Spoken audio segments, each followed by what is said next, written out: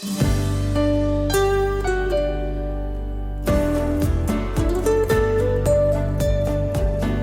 Nation Station, Manx Radio. Moramai, good morning. This is Judith Lay welcoming you to Manx Radio and to the podcast of this week's edition of At Your Service. Manx Radio. Service is the theme of today's programme. The process has begun to find a successor to Bishop Peter, the present Bishop of Sodor and Man, who retires later this year. And for the first time, everyone has a chance to make their views known.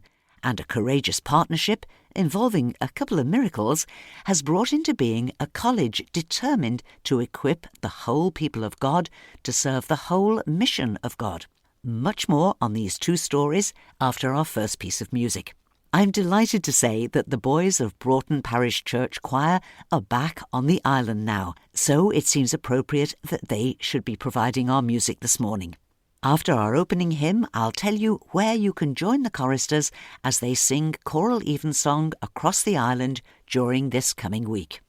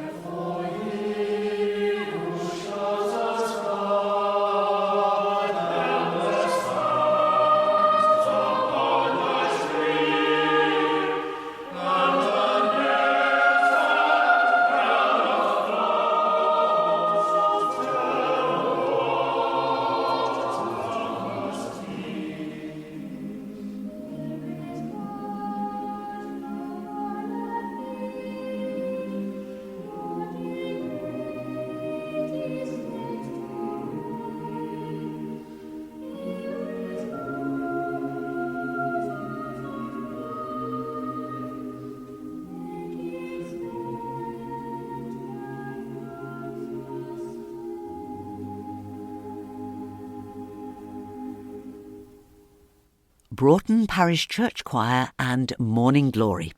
There'll be more music from the choir later in the programme, and, as I mentioned a few moments ago, the boys of Broughton Parish Church Choir, with their musical director John Catterall, are on the island this week, and we wish them a very happy stay with us. They'd love to see you as they sing choral evensong in churches around the island this week, and this is where you can meet them. On Tuesday, they'll be in St Paul's Church in Ramsey.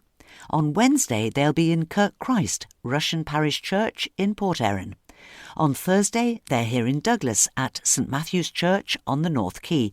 And on Friday, they'll be in the Abbey Church in Ballasalla. And all those services of choral evensong will start at 7:30. And they'll complete their week here with evensong on Sunday the 30th, that's next Sunday, in St Peter's Church in Craignish, and that service starts at 3:15. Now, the process of choosing a successor to Bishop Peter, who retires as Bishop of Sodor and Man later this year, has now begun. The appointment of a new bishop involves input from the UK Prime Minister's office as well as the office of the Archbishop of Canterbury, making it quite a complex process. But who better to guide us through it than the Archdeacon, the Venerable Irene Cowell?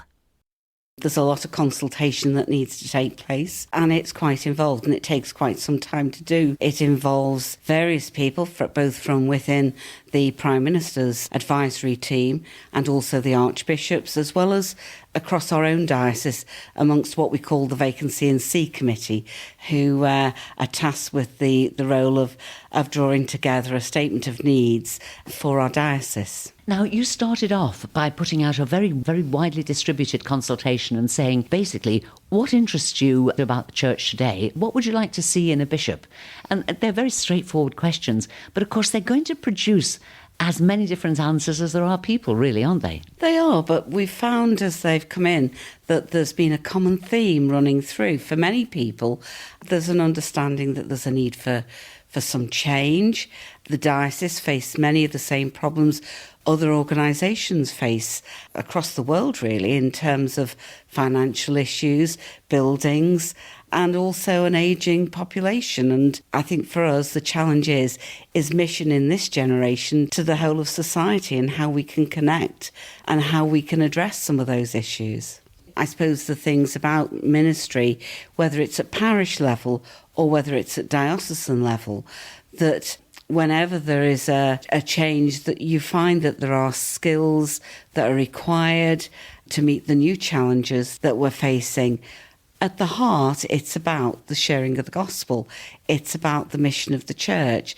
And we're called, first and foremost, to make disciples, to go out into the world and to spread the good news of Jesus Christ. But, we also face other challenges as well. And they tend to change as time moves on, and you need different ways of addressing those things. Already there have been a lot of Zoom conferences with individuals and interested groups. There have been some consultations. Some have been one-to-one, some of them have been in small groups. They've been a mix of people, both from within the church and outside the church. They've been led by the Archbishop's appointments secretary, Stephen Knott, and also members of the Prime Minister's team of appointments secretaries, meeting people from within Tynwald, from within the community groups, charities and other organisations, as well as I say, church members. People often say, the bishop's office is a huge drain on island resources. Do we need a bishop? But in fact, that's not how it is it? No, it's not. The bishop is actually paid from central funds in the Church of England. So we don't actually contribute to the costs of the bishop. And I think that's really important for people to understand that it isn't a drain on our resources. And to have a bishop, I think, is really important as that spiritual leader for our island. I think the island is unique in many ways. And I think to have a bishop based here on the island is vital, and somebody who can be visible and be part of the community and life here. Bearing that in mind, the bishop's seat and the legislative council, that is often brought up as a subject for discussion. That following on from what you're saying, you would obviously see that having that person there who has no agenda, he has just the good of the people at heart. Would you see that as being very important for the bishop to retain that presence? Yes, I do. I think it is important. And I think he is able to speak into different situations and is able to listen and also contribute to discussions and bring another perspective that perhaps others don't have. Now, the appointment secretary, Stephen Knott, is actually going to be visiting the island, and there's an opportunity for everybody to have their say, isn't there? There is, yes. He will be visiting the island Monday, the 24th of July, spending the day travelling around the island, meeting various people. There are some already arranged meetings with individuals and small groups, but there are also going to be 2 public meetings, one at Kirk at the Parish Church, and another one in Ballasalla at the Abbey Church. And the times of those meetings, Irene? The one at Kirk Michael at the Parish Church is going to be at 3:15 to 4:15. And the one at the Abbey Church is going to be, it's in the Abbey Church Hall, and that one will be at 6 till 7 o'clock. And they are open to anybody to go along to either express their views or to just listen to the general discussion. Yes, the idea is to have an opportunity for people to feed into the consultation process. Stephen Knott will want to get a sort of view of the island and the people and some of the needs that we have here, and also then to build up a picture of perhaps the sort of person we're looking for in our next bishop. And this is an opportunity not just for people in the church, but people outside the church as well, to be able to come along and either just sit and listen or to take part. He's been involved in this process quite a few times now. I think he's very good at listening and to people and to what's said and perhaps what's not said as well along the way. And the idea is he can pick up through all his conversations, whether it's the one-to-one or groups, something of the needs of our particular community here, and then again the sort of gifts and abilities that are needed in our next bishop. Now, this is not going to be a quick process, is it? And bearing that in mind, there will be a bishop taking care of the island in a caretaker role. That's been announced as the Bishop of Middleton, and he made a brief visit to the island recently so that he could, in his turn, get to know a little bit about the island. How closely will you be working with him, Irene? He will be visiting the island from time to time and clearly will be at the end of the phone if needed. So I think we will liaise reasonably closely over the next months, and certainly after Bishop Peter has retired. And of course, I'm sure we'd want to wish him well as he retires. Indeed we would. Who becomes the next bishop is quite important for you, Irene, isn't it? Yes, but I look forward to whoever that person is, and it'll bring new challenges, new opportunities. There'll be a period of getting to know one another, but I look forward to welcoming whoever it is and working alongside them.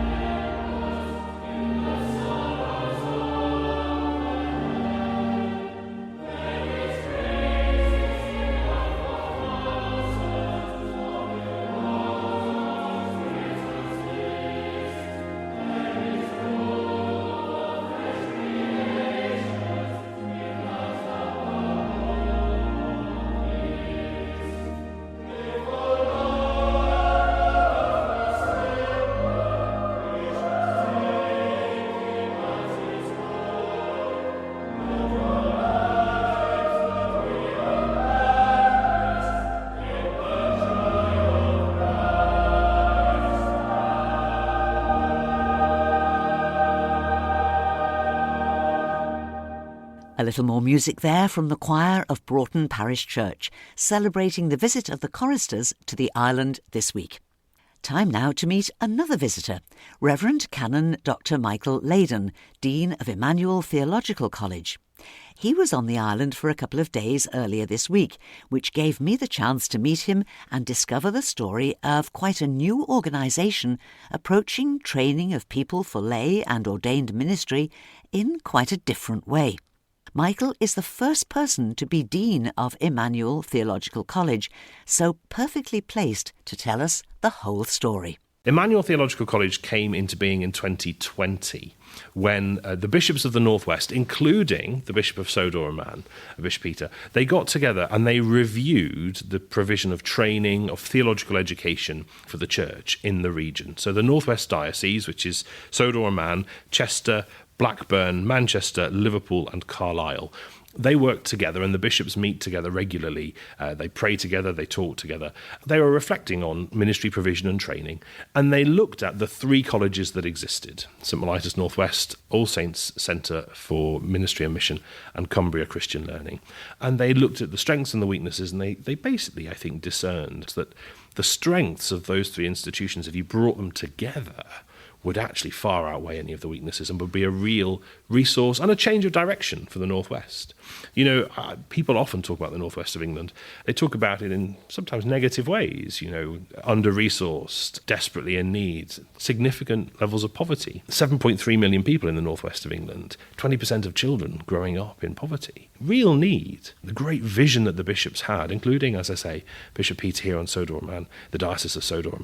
The big vision was, while everybody else is talking it down, what if the church was the institution, the community that would invest? What if the church were the people to say, we're going to see real meaningful transformation? What if the church were to say, we're kingdom of God people, so we're people of hope. There might be poverty, there might be trouble, there might be difficulty, but we are going to be here to be the agents of change and transformation. And for that, you need leaders. You need good leaders, leaders who are well-formed, leaders who are confident and courageous and creative. And that's what Emmanuel is about, and that's why Emmanuel was called into being. Certainly at the time, friends and colleagues were saying, this is mad. It's a 3-year project. It's going to take ages because we have to close down the 3 institutions that exist. We have to create a new one, find a staff team, build community, welcome students. Actually, the genius, I think, was the bishops worked together, which I say this often, and I don't think they mind. That is a miracle. Actually, 13 bishops in the Church of England working together with one coherent vision. It was a real joy. And when I was interviewed for the role, and I was, I sort of pitched to them a kind of summary version of their vision was to equip the whole people of God for the whole mission of God.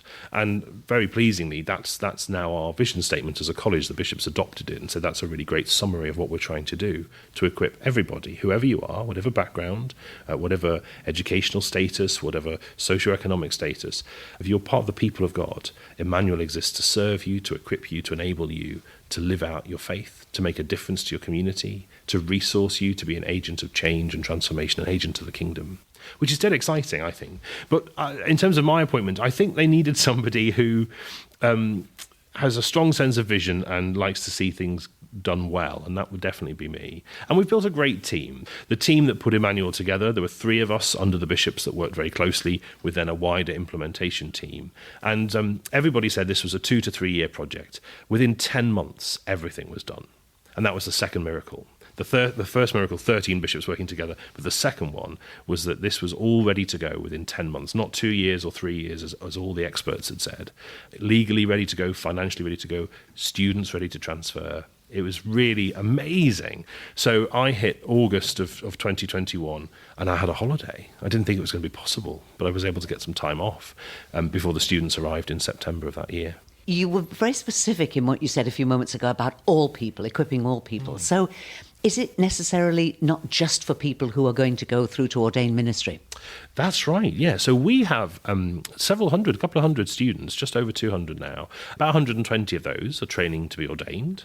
About 40 to 50 of them are training to be licensed lay ministers in the Church of England readers.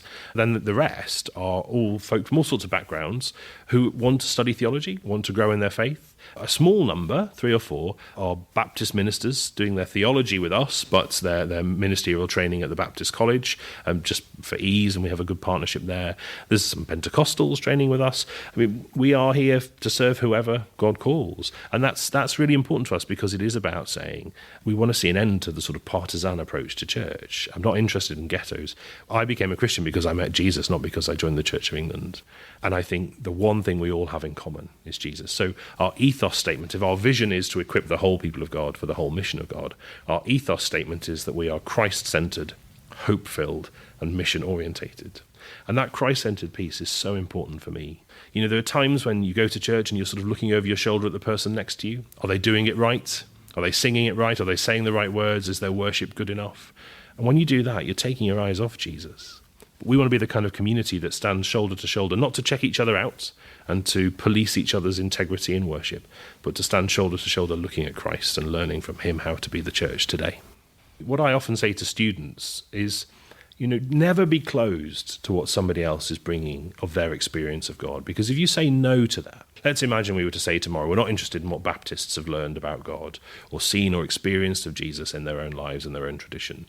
I'm not just saying no to those Baptists, I'm saying no to what God is up to in that tradition with those people.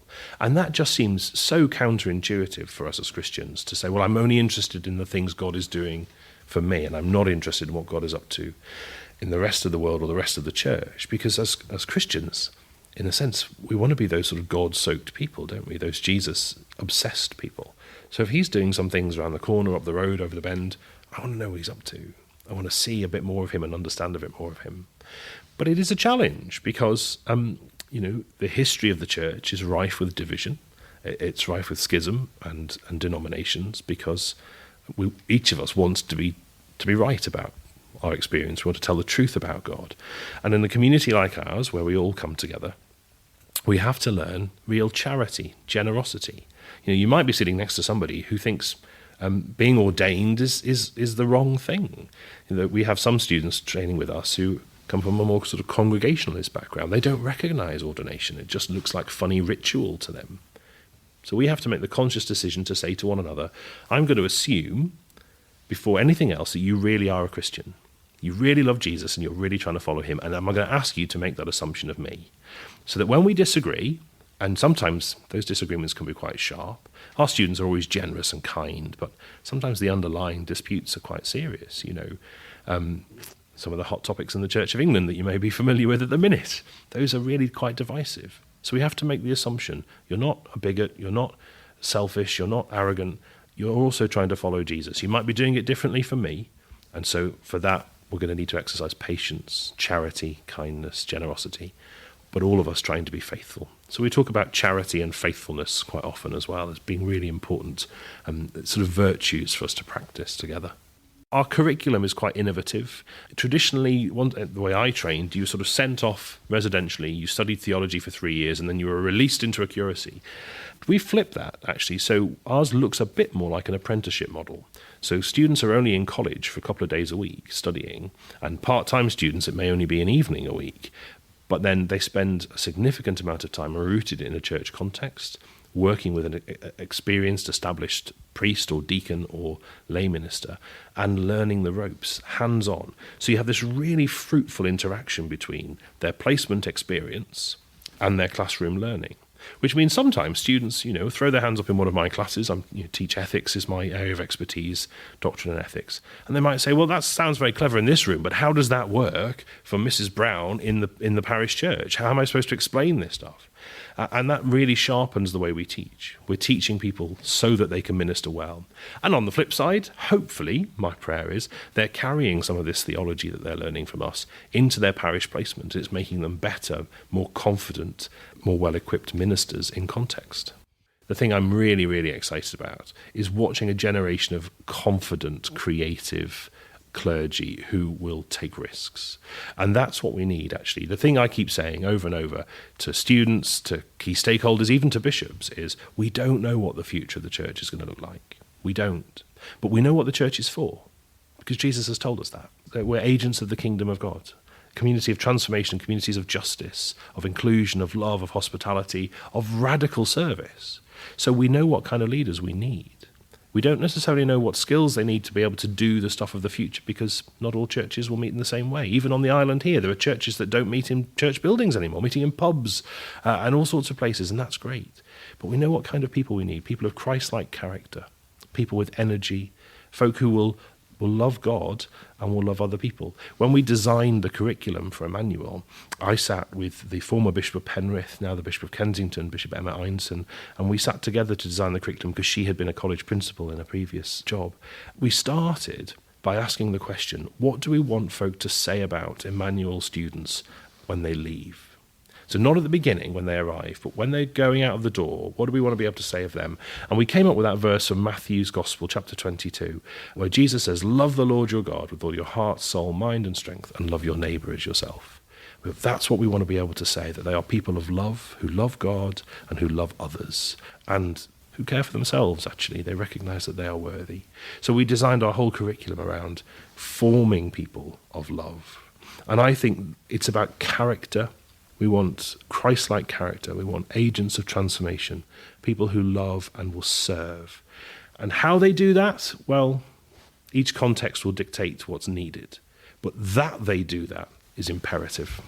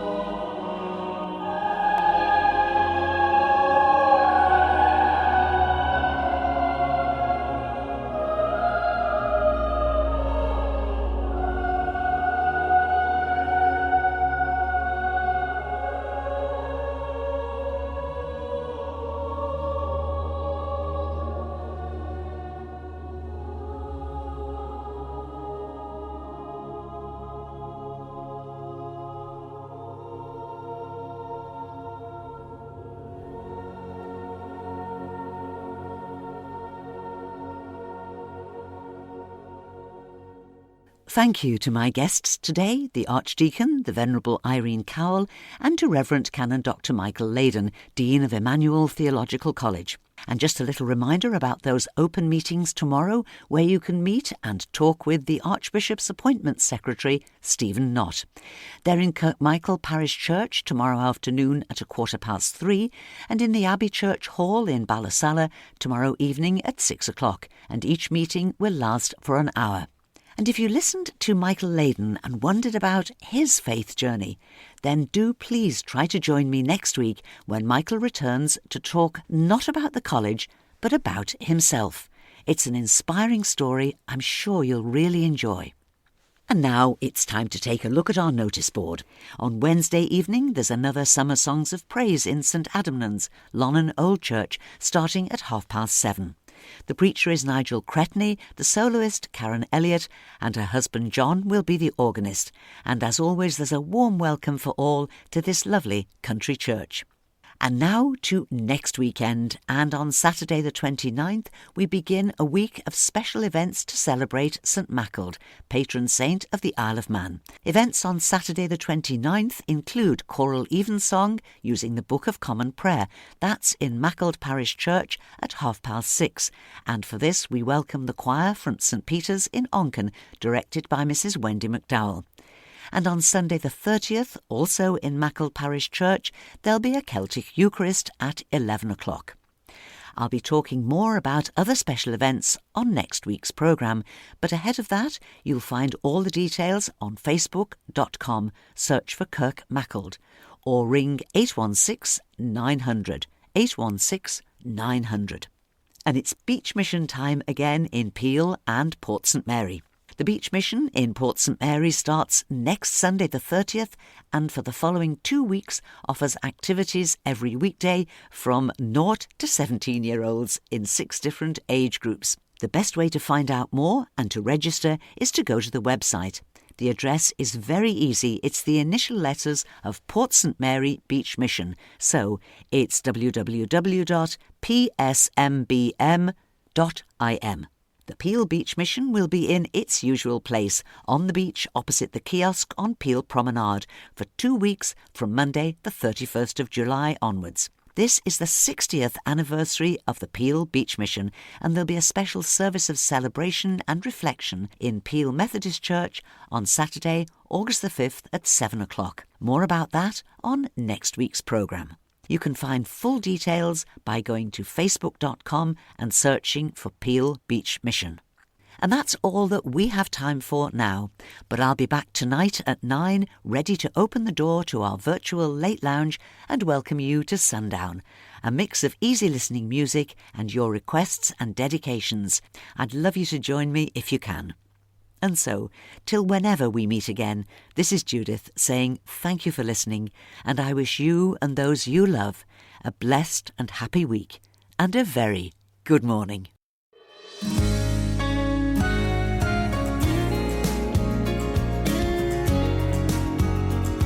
The nation state.